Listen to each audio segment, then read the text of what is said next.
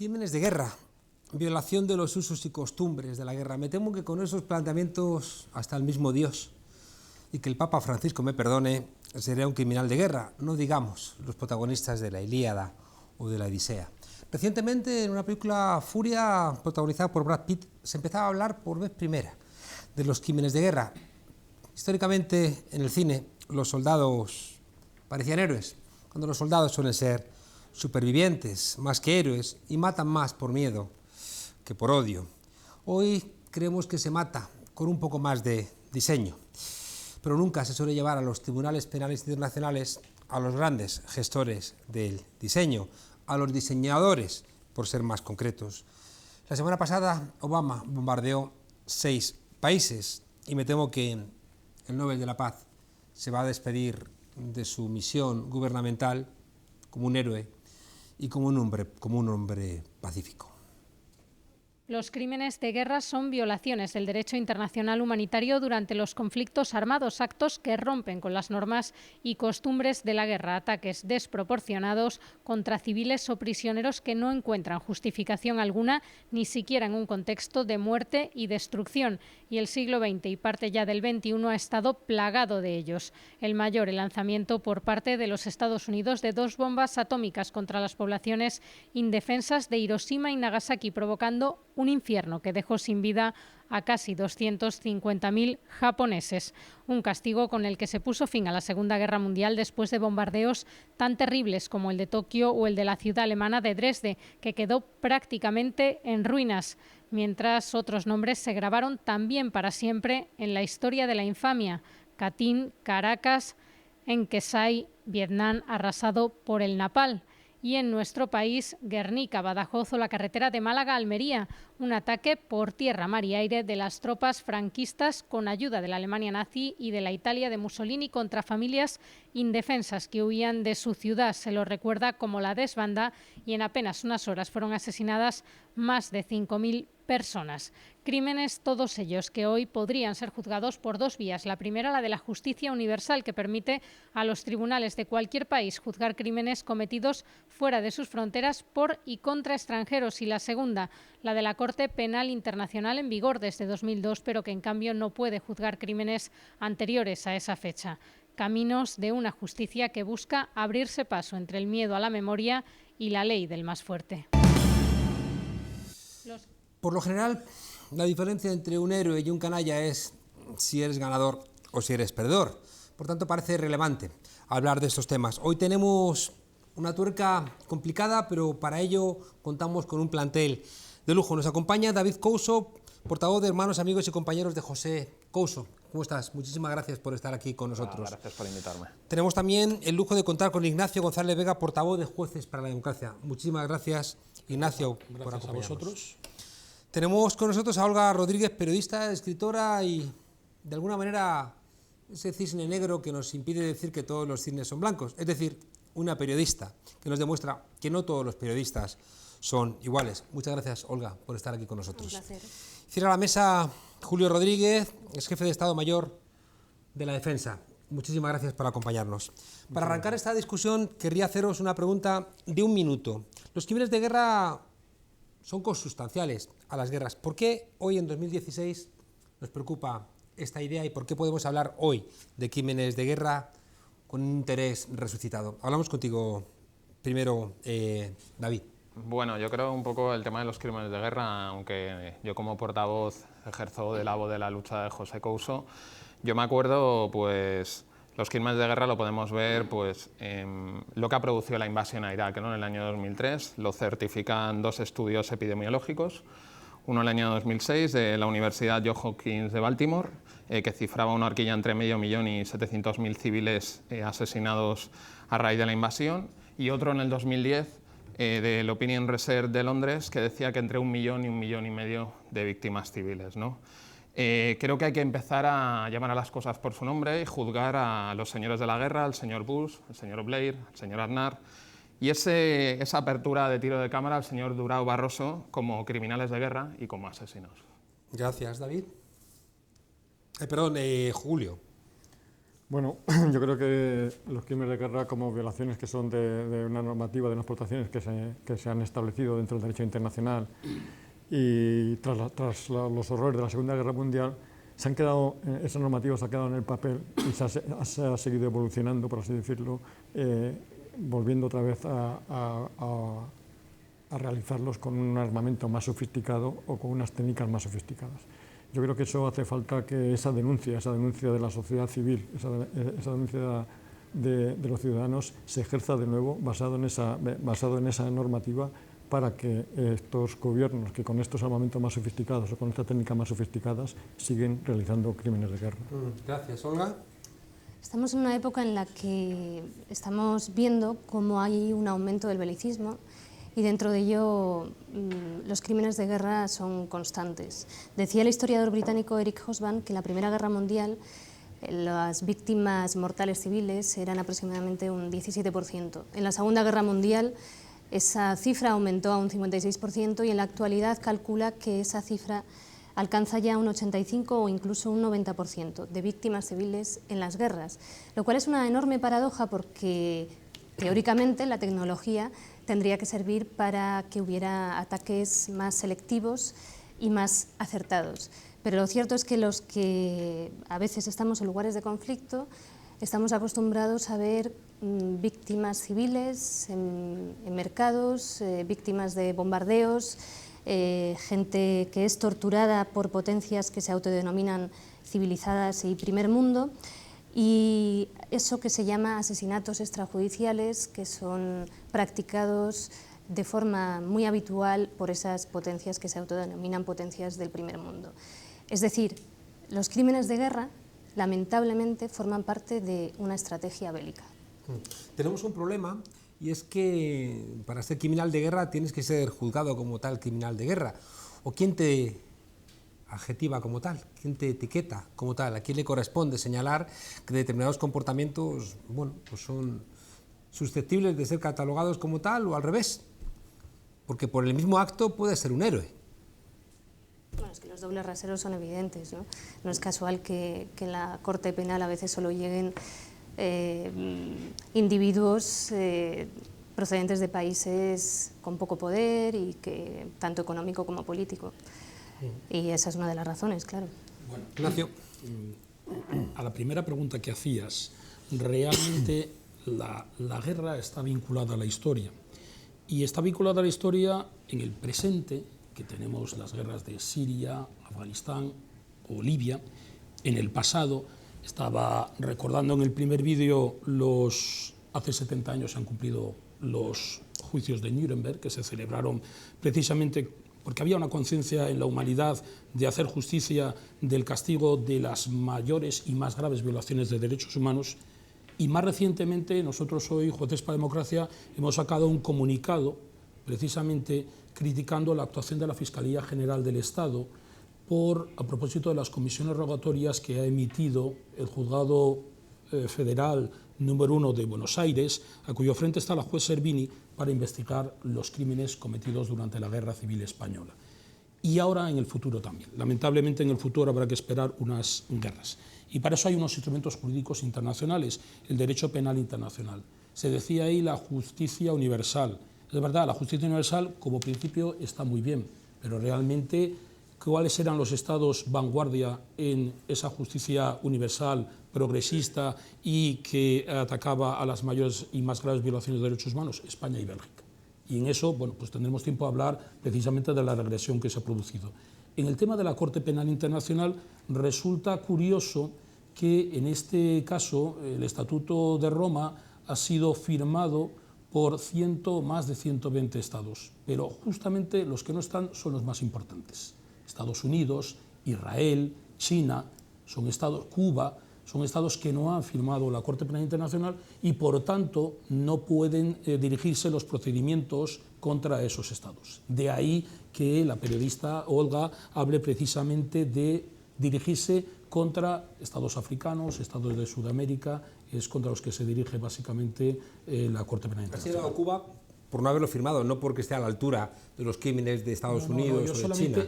Yo solamente he dicho los 7 estados que no lo han firmado y que eso, por supuesto que no. Asustaría, ¿no? Es decir, que, si queréis le dedicamos un momentito a plantear, porque claro, es uno de esos logros que parecían imposibles, ¿no? Hacer una Corte Suprema Internacional, ¿no? ¿Cuáles han sido, creéis, sus logros y sus grandes fracasos? Julio. Bueno, yo creo que los logros es el que se haya puesto por escrito, una normativa de lo que son las violaciones, y ahí si se lee todas las normativas se ve que se puede denunciar a mucha gente por violar estos preceptos. Pero ¿qué pasa? Que la normativa luego no se aplica porque, aunque vivimos en un mundo global, lo que falta quizá en el mundo global de información, falta transparencia en la información. Y los estados tienden ahora únicamente a evolucionar su forma de actuar en estos conflictos escondiendo esas actuaciones.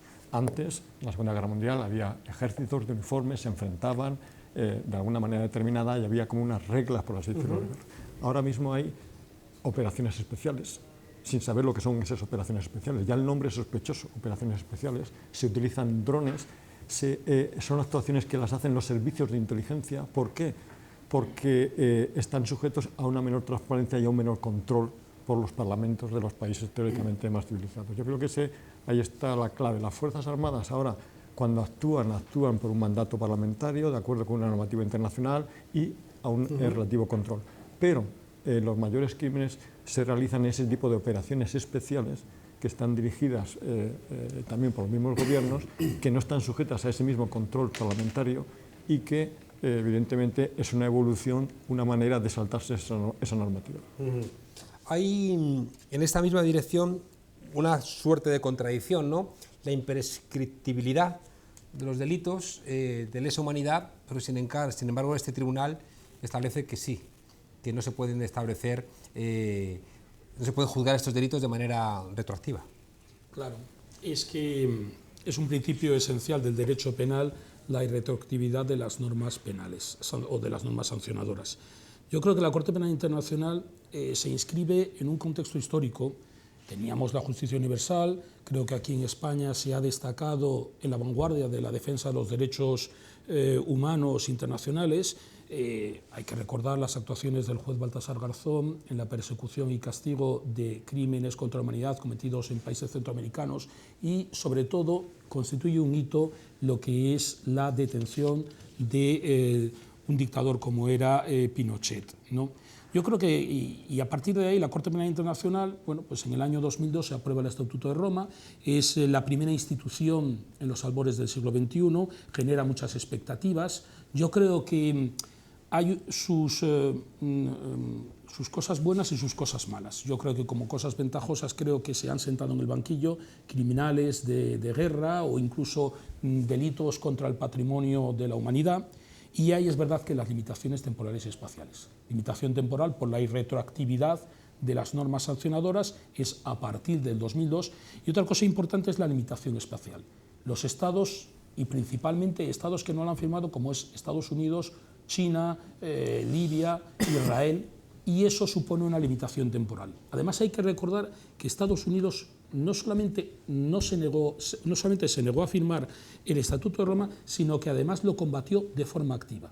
Es decir, por un lado, firmando acuerdos bilaterales con estados, con terceros estados, precisamente para que no fueran juzgados los militares estadounidenses, y por otro lado, en el final del mandato de Bill Clinton, se firma la ratificación del Estatuto de Roma, pero una vez que llega George Bush es cuando vuelve a echar marcha atrás y ¿Eso no implica, perdonad, que es más amplia la justicia universal que la Corte Penal Internacional? Son complementarias. Son complementarias, efectivamente. Son complementarias porque donde no llega la Corte Penal Internacional, ahí está la justicia universal. No sé si he hecho en falta un poco en relación a la pregunta que planteaba Juan Carlos. Sí que podemos juzgar a soldados de las SS con los juicios de Nuremberg, pero no podemos juzgar a soldados USA, ¿no? O sea, yo pienso que es un poco el lavado de cara, ¿no?, de esta sociedad democrática que nos tratan de vender, donde sí que jalean determinados asesinatos extrajudiciales en materia, como podía ser el uso de los drones, que han crecido un 150% con la administración Obama, y vemos cómo jalean pues, el asesinato de Gaddafi en la invasión o la toma de Libia, ¿no?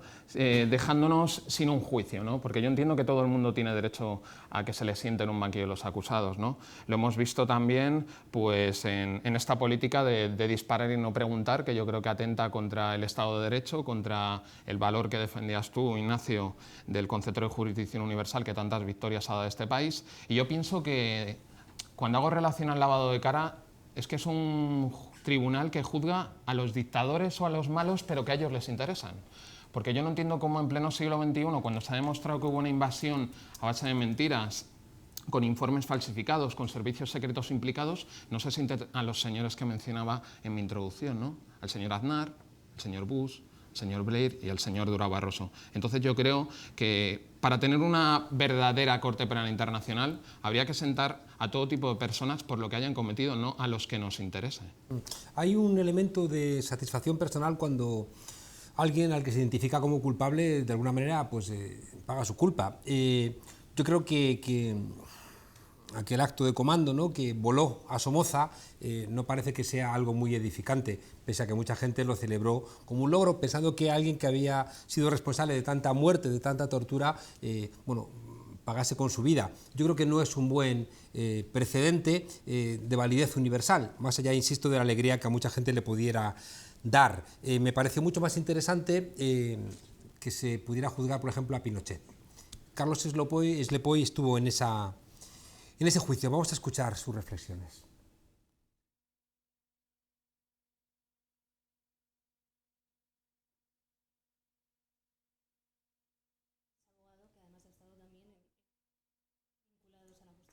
Cuando a finales de 2014 el gobierno de Rajoy anunció la reforma de la justicia universal en España, tanto organizaciones internacionales como defensores de los derechos humanos alzaron su voz, advirtiendo de que la reforma escondía prácticamente su eliminación de facto.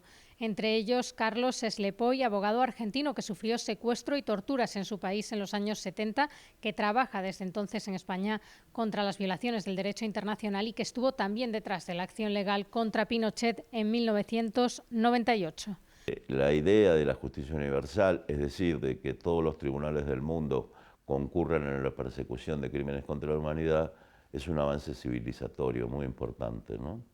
Y en consecuencia la decisión de terminar con él, porque de hecho es lo que hace la reforma, condicionándolo a que el autor sea español, sin tener en cuenta que es un principio que se aplica a la naturaleza del crimen contra la humanidad, sin vínculo alguna con la nacionalidad ni de víctima ni de victimario, ni de los intereses del propio Estado, etc., es un retroceso enorme, ¿no?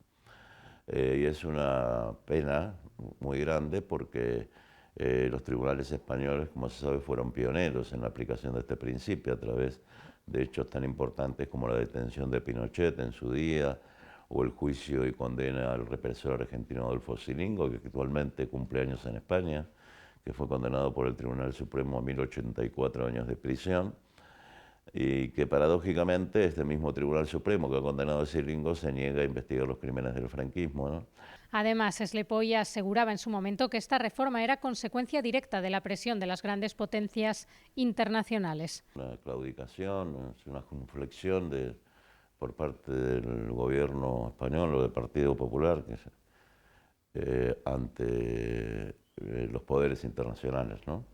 En este caso concreto, en cuanto a las autoridades chinas, que se han quejado porque se ha dictado una orden internacional de detención contra un ex primer ministro, un expresidente y algunos altos funcionarios, pero además presiones de Estados Unidos, presiones de Israel, presiones de distintos países que están afectados por procedimientos en los cuales se imputa a responsables por crímenes contra la humanidad en España en virtud del principio de justicia universal, ¿no?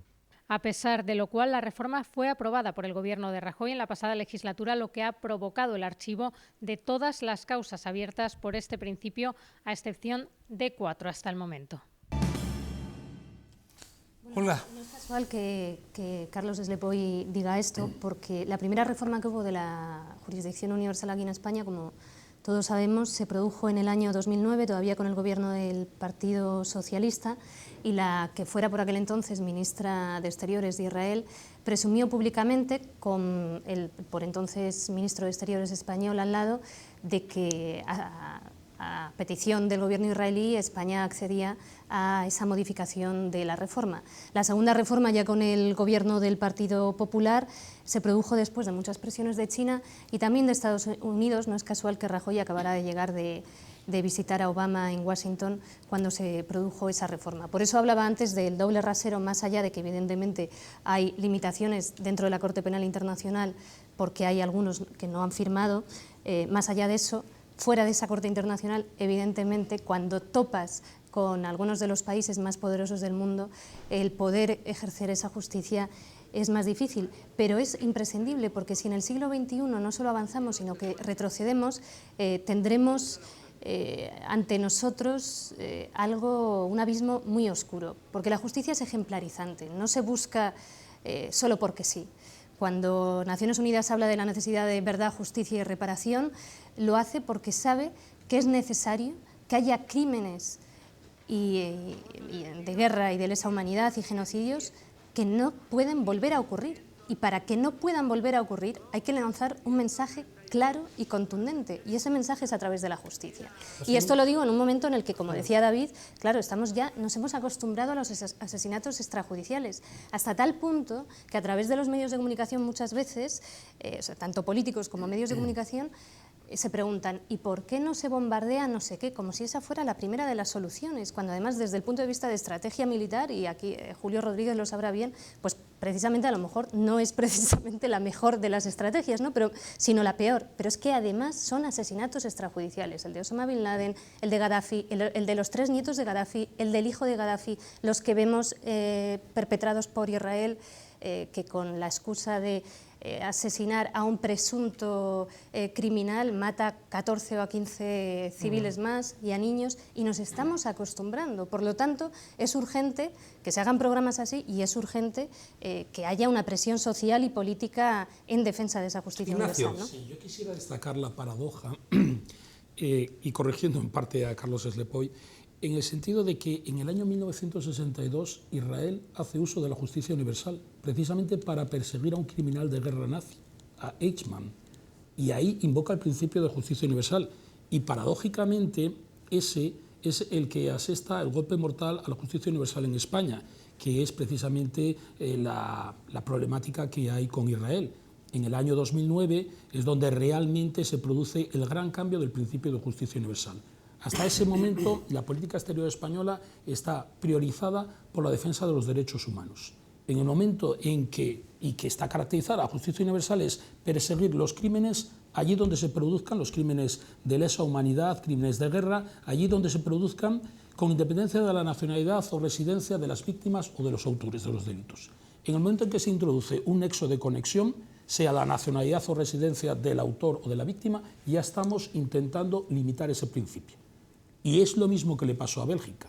En el caso de Bélgica, los problemas diplomáticos y comerciales fueron los que hicieron dar marcha atrás, y de una legislación tan avanzada se produce una de las decisiones más restrictivas de justicia universal. Pues lo mismo le pasa a España. España, que también era un país vanguardia, a partir de 2009, y ya el acta de defunción total es en el 2014, es cuando precisamente hay que contrarrestar a esa política de defensa de los derechos humanos a nivel internacional con los intereses comerciales y económicos de España en el exterior.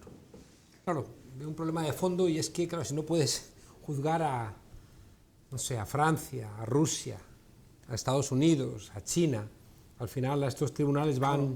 Los países que verdaderamente utilizan el instrumento militar, como decía Olga, como para hacer políticas, precisamente eso, se quieren proteger que no haya ese tipo de justicia, porque cuando estamos hablando de Estados Unidos y Israel, después de haber suprimido la jurisdicción universal, tuvimos en España el caso del Cabo Soria. El caso del Cabo Soria, que en el Líbano, por un mortero de Israel, falleció y reconocieron un error y lo quieren solucionar con una indemnización. O sea, tienen esa manera de solucionar un problema diciendo, como decía Olga, en otro tipo de conflictos, como la vida humana parece que en los países donde llevan la guerra no vale nada, con una indemnización lo solucionan, pero no castigan al culpable. Aquí han reconocido un error, pero en virtud de esa supresión de la jurisdicción universal, Israel no puede ser perseguido por la Audiencia Nacional. Claro. Hay un elemento detrás de todo esto complicado, que es lo de la obediencia debida. Es decir, que de alguna manera... Bueno, yo provengo, Juan Carlos, de familia militar. Ajá. Yo mismo serví 3 años en una unidad de operaciones especiales de este país. Y creo que los soldados que iban en el carro de combate que atacan al Hotel Palestina, siempre hemos pensado que vemos por un agujerito, ¿no?, cuando estamos dentro de un tanque, ¿no? Bueno, pues matizar que este carro de combate tiene ordenadores, ¿no?, que controlan el disparo, tienen un visor con un alcance de 4.000 metros, un visor térmico con alcance de 3.000 metros, un sistema que es el sistema EBLARS, que distingue 256 objetivos en el campo de batalla, y sabían perfectamente a lo que disparaban en la mañana del 8 de abril, pero yo entiendo que cualquier soldado, cualquier militar dentro de su jerarquía se puede negar a obedecer una orden y luego se verá sometido a un tribunal de guerra. Pero totalmente de acuerdo. El tema de la obediencia, antes de el tema disparar, de la obediencia y era... con esto ya acabo, sí. Antes de disparar sobre objetivos civiles, como fue la sede de Al Jazeera, la sede de Abu Dhabi o el Hotel Palestina, que son claros crímenes de lesa humanidad, creo que los soldados tendrían que preguntarse antes de disparar lo que van a hacer. El tema de la obediencia debida es un tema de la época franquista, que se suprimió con las nuevas ordenanzas porque un golpe de Estado, el soldado no puede obedecer a un golpe de Estado, o sea, tiene que respetar la Constitución, tiene que respetar los derechos fundamentales, es decir, tiene que estar educado. Lo más importante para un soldado es estar educado, porque muchas veces tiene que tomar decisiones muy importantes, y una es esta, o sea, no violar derechos humanos en ese sentido. O sea, que ese viejo que está asociado siempre al militarismo y a la mentalidad militar, y que muchas veces exigen los civiles a los militares, no existe. O sea, no existe la obediencia debida, tiene que ser la obediencia de que ser dentro de la normativa, respetando los derechos, respetando la normativa que existe, la normativa de los derechos internacionales, la normativa de no violar los derechos humanos. Es que además el tema de la obediencia debida, ya como una cuestión penal general, hay que decir que está excluida. Es decir, es una causa de exención de responsabilidad, pero obediencia debida siempre que sean unas órdenes legítimas. En el momento en que son órdenes ilegítimas, no es una causa de exclusión de la responsabilidad. Y quisiera hacer mención expresa que tanto los estatutos de los tribunales ad hoc internacionales, como era de la antigua Yugoslavia y de Ruanda, como después la Corte Penal Internacional, en sus estatutos recogen que en ningún caso será causa de exención de responsabilidad esa obediencia debida que emane de unas órdenes ilegítimas. Hay una discusión también en qué medida lo civil se mete dentro de los cuarteles, ¿no?, que no siempre es sencillo, ¿no?, en qué medida toda esta construcción también del miedo, toda esta construcción de la amenaza, toda esta construcción de que estamos constantemente a merced de unos locos que van a acabar con nosotros, de alguna manera suspende el Estado de Derecho y nos convierte en lo que llama Agamben sujetos de un estado de excepción permanente, donde, bueno, al fin y al cabo, esa persona que desde una perspectiva puede ser sujeto, ¿no?, de una falta de ética y de una conculcación del Estado de Derecho, se convierte, por otro lado, en un héroe que nos va a salvar de los peligrosos enemigos que acechan, ¿no?, a la civilización occidental.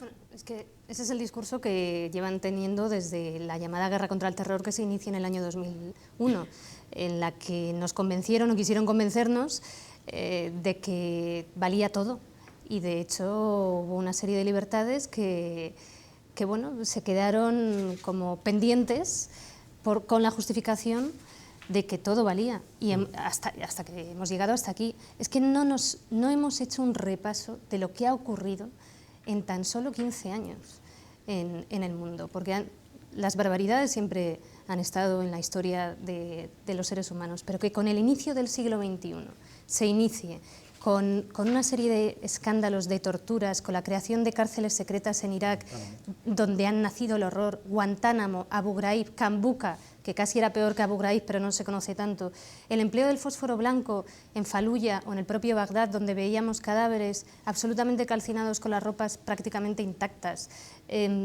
Ahora, hoy mismo, esta semana, hemos sabido que Arabia Saudí, porque todo tiene relación, Arabia Saudí repite presidiendo la Comisión de Derechos Humanos dentro del Consejo de Seguridad de Naciones Unidas. Es un país como Arabia Saudí, al que Estados Unidos ha hecho, por cierto, la mayor venta de armas de la historia, es Arabia Saudí, y que en los últimos años hemos visto cómo emplea esas armas Arabia Saudí en sitios como Siria, como Bahrein o como Yemen, cometiendo crímenes de guerra de manera bastante habitual. Pero claro, es que el propio Consejo de Seguridad de Naciones Unidas está integrado por esos países que antes se mencionaban en la mesa, que son los mayores vendedores y exportadores de armas del mundo, ¿no?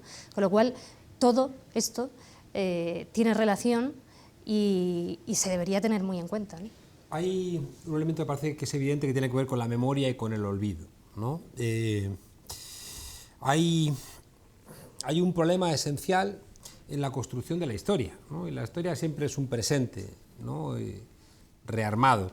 Y de alguna forma parece que hay asuntos que no se pueden tocar, porque forman parte de, bueno, pues de la memoria de los vencedores, y yo creo que sin repasarlos nos va a costar trabajo enfrentar hoy este tipo de cuestiones. Estoy pensando en, no sé, en Hiroshima, en Nagasaki, estoy pensando en, no sé, en el bombardeo de Dresden, ¿no? Como se decía al comienzo, es decir, bombardeos de castigo sobre población civil que masacraron, ¿no?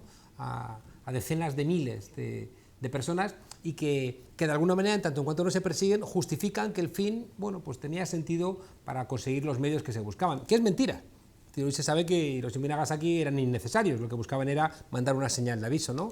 A la Unión Soviética, porque se podía haber terminado la guerra en el Pacífico de otra manera. ¿No pasa este Tribunal Penal Internacional, esta justicia universal, por hacer una revisión también del pasado? Yo creo que lo que ha dicho es fundamental, porque, y enlazando también con lo que decía Olga sobre esa estrategia del miedo, que nos quieren hacer entender que lo que se está haciendo es lo mejor y lo único necesario, pasa por una educación que es una educación de la paz, que es construir la paz, y hay que ir a los orígenes de los conflictos. Hay que ir que la gente sepa cómo estos conflictos se han originado, y eso es fundamental. Es fundamental que se haga desde el sistema educativo y no de una manera reivindicativa, sino que la gente sepa, vaya a la raíz de los problemas y sepa, como muy bien decías ahora, que esto era únicamente señales de mantener una estrategia del miedo. O como ahora ocurre en la guerra contra el terrorismo, que se buscan simplicidades, decir el yihadismo, y con eso, o la lucha contra el Islam, únicamente para que la gente identifique algo y que luego todo lo que se haga contra eso valga. Esa estrategia del miedo es muy peligrosa porque al final yo creo que nos lleva a la situación que decía Olga, que estamos, si hacemos un repaso de los últimos 15 años, pues estamos en una situación caótica, en lo que cuando cada vez hay más información, en teoría teníamos que estar más globalmente informados, resulta que no lo estamos.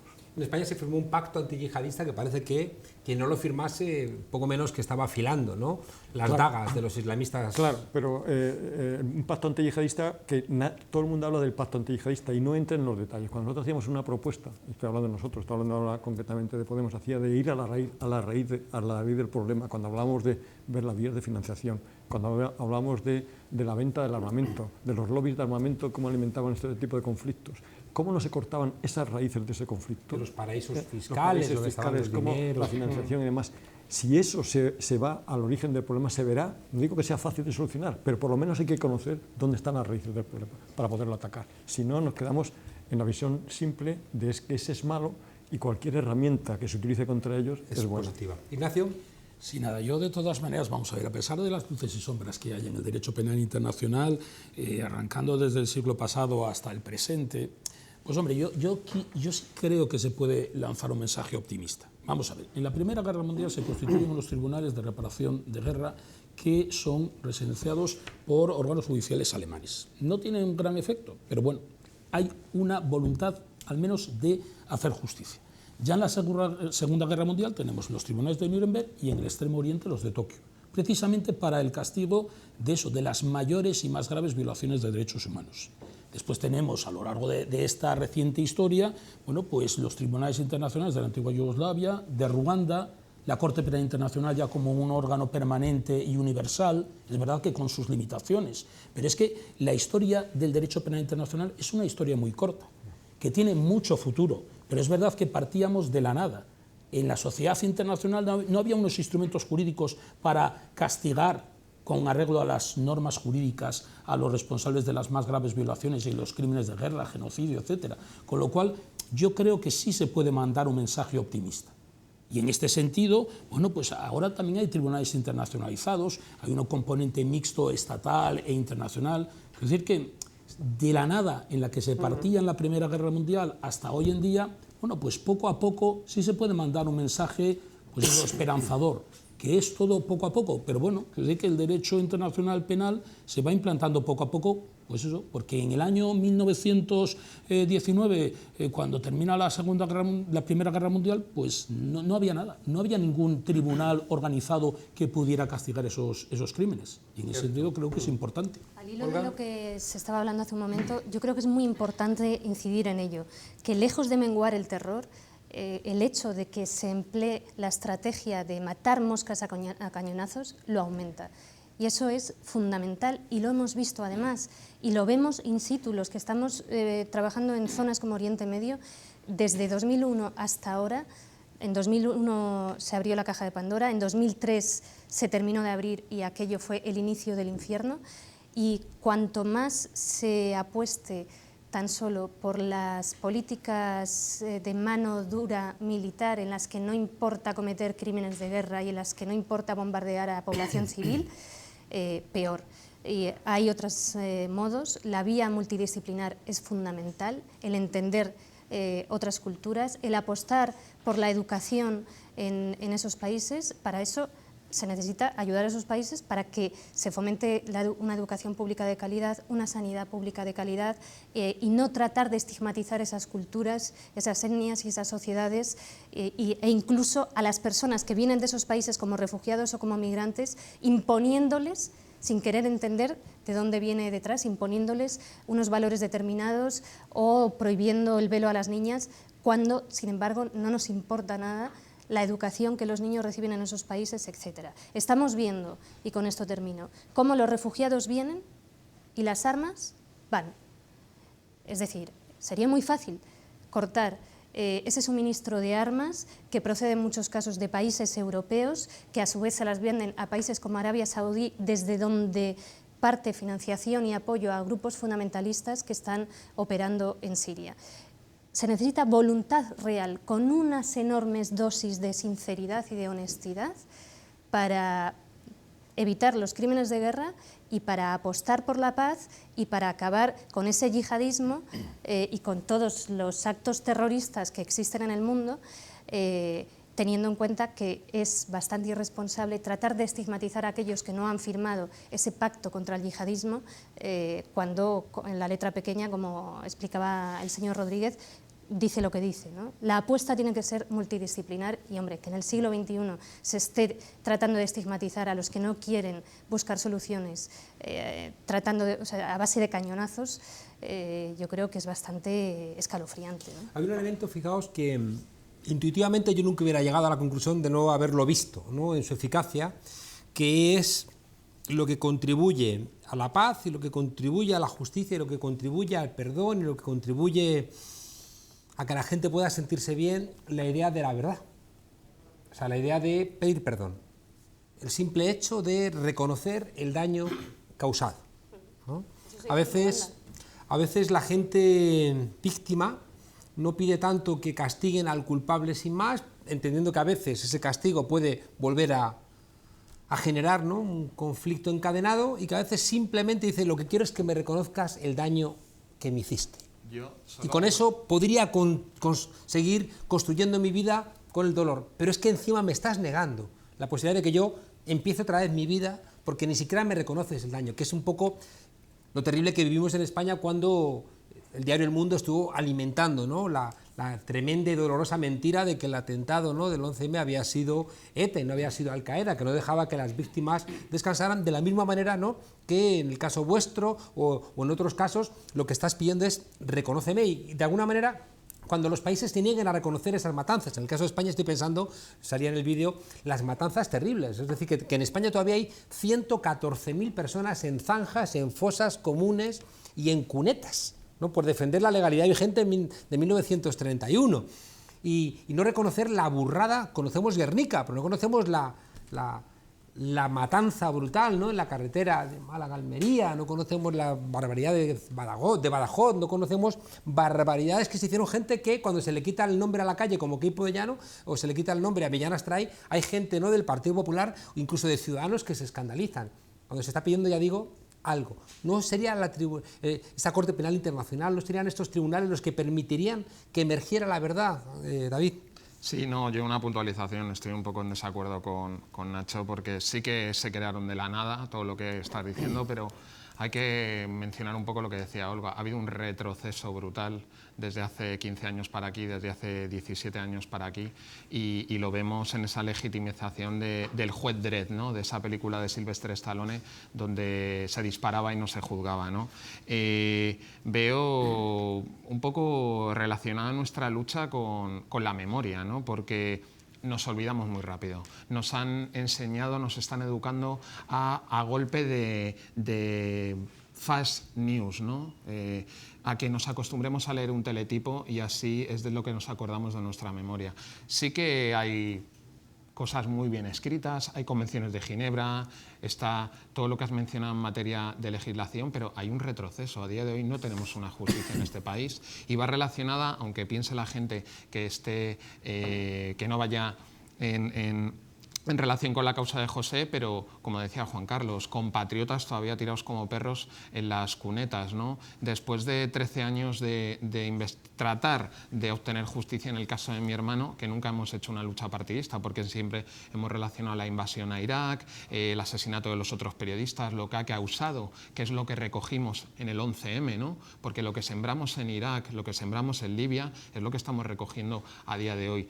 Nos acordamos solo de los atentados en Europa, ¿no? En ese pensamiento eurocentrista, ¿no? O pensamiento de blanquitos, como digo yo, porque hay atentados en Somalia, hay atentados en Beirut, hay atentados en otros lados, donde también podríamos calificar como crímenes de guerra en esa apropiación de los recursos de esos países, ¿no? Creo que todo va muy relacionado. Está muy bien lo que planteaba Ignacio, ¿no? Ojalá hubiese una Corte Penal Internacional de verdad, pero creo que a día de hoy todavía está en pañales, desde mi punto de vista. Sí, no, vamos a ver, si yo de todas maneras, vamos a ver, yo he dicho por delante luces y sombras. Y si hay que hacer, si en el caso de tu hermano, desgraciadamente, hubiera sido hace 50 años, es que no habría ningún recurso jurídico. Es que no habría instrumentos jurídicos para... Yo lo que para... he entendido es que es mejor lo que exista que no existiera nada. Claro, es decir, efectivamente. Es claramente insuficiente, alumbrándose, necesario. Claro, También es verdad que yo creo que ha habido retroceso, pero por eso hay que mimarlo, ¿no? Claro, es un elemento tan relevante. Es un camino en el cual hay avances y retrocesos, pero creo que es un camino partíamos de la nada. Estamos hablando de 1900, después de la Primera Guerra Mundial. No había nada. Hasta ahora, pues hay avances y retrocesos. En el tema que decías tú, yo creo que es un tema que está muy relacionado con el tema de la justicia transicional, que es un conjunto de medidas, de procedimientos de naturaleza judicial o no, y donde se combinan, pues eso, temas que está por un lado las comisiones de la verdad, como ocurrió en Sudáfrica, el tema de las leyes de amnistía, que eso plantea muchos problemas jurídicos sobre si las leyes de amnistía pueden impedir el enjuiciamiento por unos tribunales de un tercer estado de los crímenes cometidos, ¿no? El perdón, que son... Yo de todas maneras creo que lo que sí es importante decir cuál es la finalidad de los delitos internacionales. Yo creo que por un lado, como la finalidad de las penas en el ordenamiento interno de los estados, por un lado es castigar unas conductas que entendemos que son inaceptables, pero por otro lado también hay que hacer justicia a las víctimas. También hay que evitar, y esto es una finalidad preventiva, de que en el futuro se sigan cometiendo delitos. Creo que también en esto de la justicia transicional y a nivel de los delitos internacionales juega mucho el tema de la reconciliación y de buscar una paz estable y duradera en los estados. Creo que, por ejemplo, ahora en Colombia, que se han hecho pasos importantes para la pacificación de los conflictos internos, pues resulta que llevamos el aldabonazo de que en ese referéndum pues, ha salido negativo, sorprendentemente. Cuando era, creo, no lo conozco muy al detalle, pero creo que era un paso decisivo para buscar una paz estable y duradera en un país como Colombia, que había sido hostigado por... Ignacio, que estoy convencido, lo he seguido con cierto detenimiento, es tan importante como necesario explicarlo. Y no se dieron tiempo. Es decir, que hubo un adelantamiento de los plazos, querían terminarlo, ¿no?, por una serie de plazos que se veían marcados, de cambios, tribunales y demás, y no lo explicaron a la población. Y es verdad que esto implica una lógica que reclama tiempo para ser como el Brexit, tampoco explicado. Se explicó lo suficiente. Claro, y al claro. final Y también es verdad que... También hay intereses que no tienen prisa en explicarlo, pero volviendo quizá un poco al tema, Juan Carlos, el tema que decía de la memoria y lo que decía también Olga, que hace falta en esto verdad, veracidad y sobre todo voluntad política. Porque estamos hablando de que existe mucha normativa legal, pero si no existe voluntad política para poner recursos, no saldrán los cadáveres de la cuenta, porque lo que se ha hecho con la ley de memoria histórica es recortar recursos.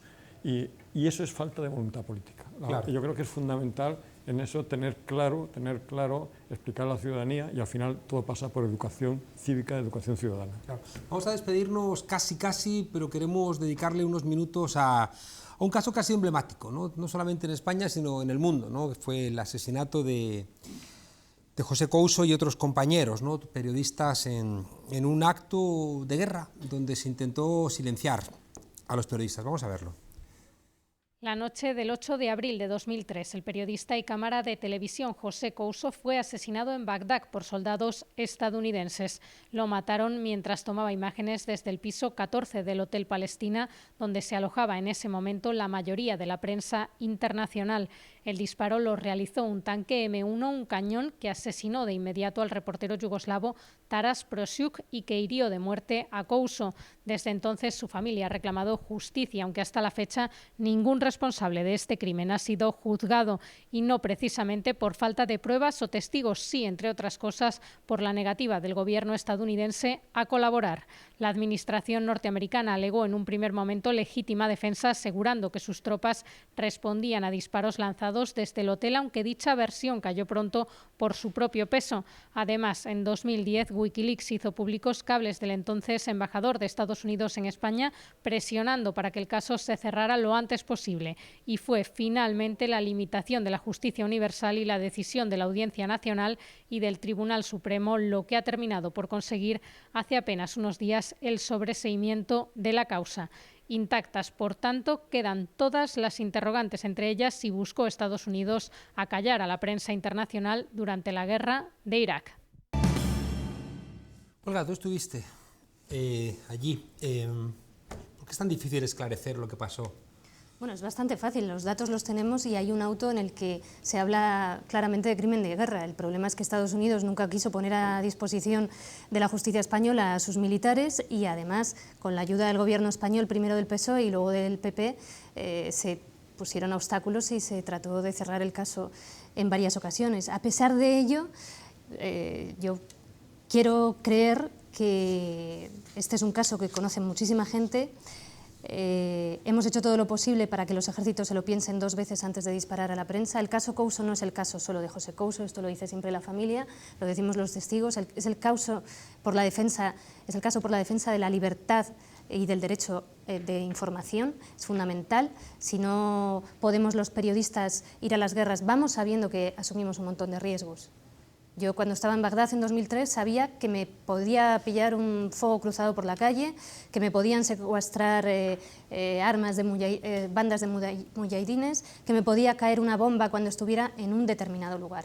No que me iban a disparar estando en el Hotel Palestina, que era en el único lugar donde nos sentíamos seguros, porque el Pentágono tenía nuestras coordenadas, es más, nos había recomendado que fuéramos a ese hotel antes del inicio de la invasión, porque estábamos en otro hotel, se lo recomendó a la prensa estadounidense y todos fuimos con la prensa estadounidense, y no podíamos esperar que en una mañana en la que no había disparos en la zona en la que estábamos, por eso yo, por ejemplo, estaba asomada al balcón, como tantos otros, esperando entrar en directo para la radio, porque no había disparos, si no, ninguno de nosotros estaríamos en ese balcón.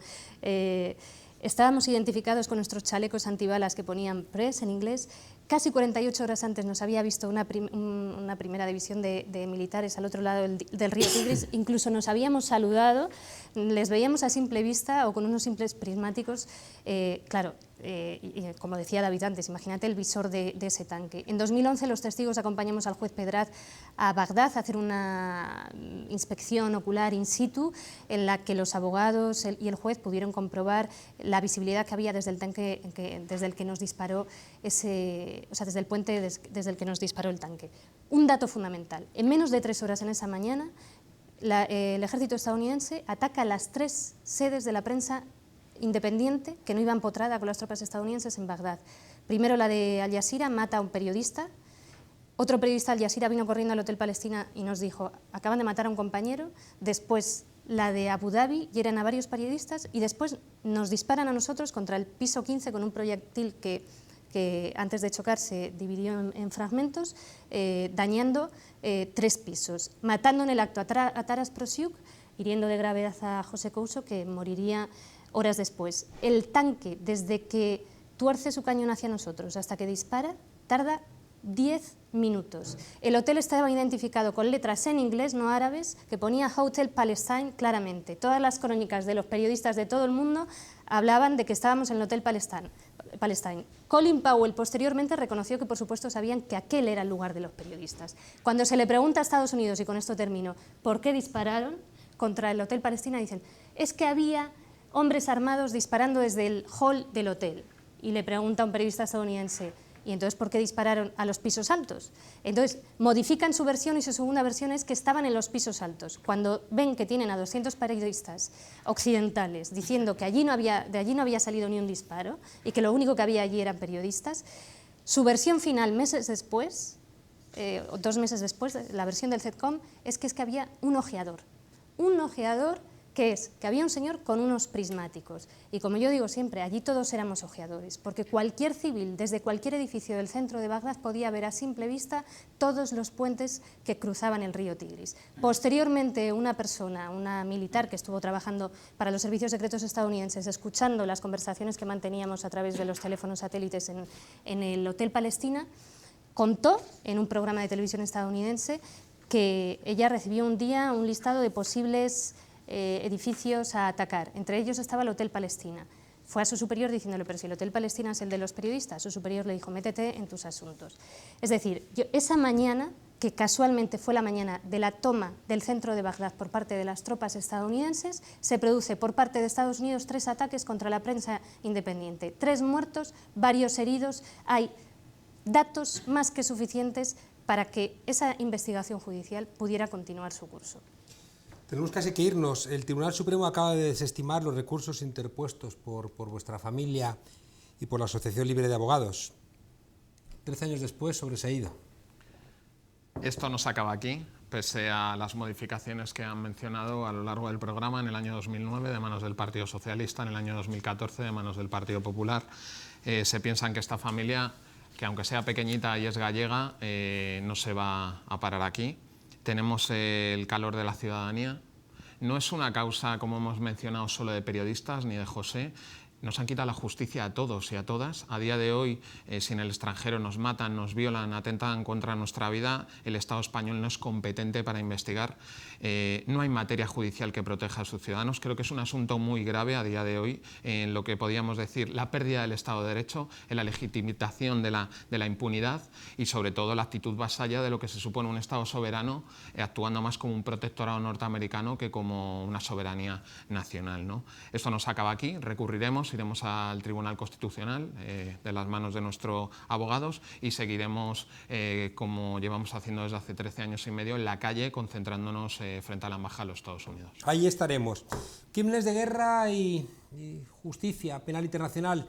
Cuéntanos unas conclusiones, Ignacio, breves. Bueno, pues muy breve, y con este último caso, con este lamentable caso, decir que Jueces para la Democracia siempre ha estado, en el caso Couso, precisamente defendiendo que se continuaran las investigaciones.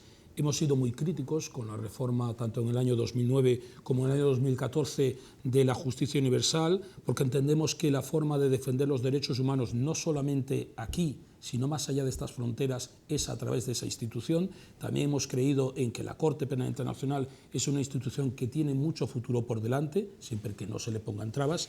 Y desde luego también hemos sido muy contrarios a las interpretaciones restrictivas que ha hecho tanto el Tribunal Supremo, cosa que se ha puesto de manifiesto recientemente con la sentencia del hermano de David, como con las que ha hecho el Tribunal Constitucional. Pues eso. Gracias. Olga, conclusiones. Lo único que provocan los crímenes de guerra es más dolor, y el dolor perpetúa el terror. Muchas gracias. David. Que yo creo que toda sociedad democrática se legitima a través del concepto de jurisdicción universal, cosa que a día de hoy no tenemos en este país. Muchas gracias. ¿Y Julio? Cerramos. Educación para la ciudadanía, voluntad política para acabar con los crímenes de guerra. Muchas gracias. Me temo que el siglo XXI viene dialéctico, ¿no? Con más dolor que pagan víctimas civiles, con más impunidad de los que asesinan, que utilizan cada vez formas más sofisticadas, drones, diseños de muerte, pero también una ciudadanía que, cuando tiene la información, responde de una manera indignada ante toda esta impunidad. Es verdad que va a haber una lucha entre el miedo y la justicia, y nos la jugamos en no dejarnos asustar.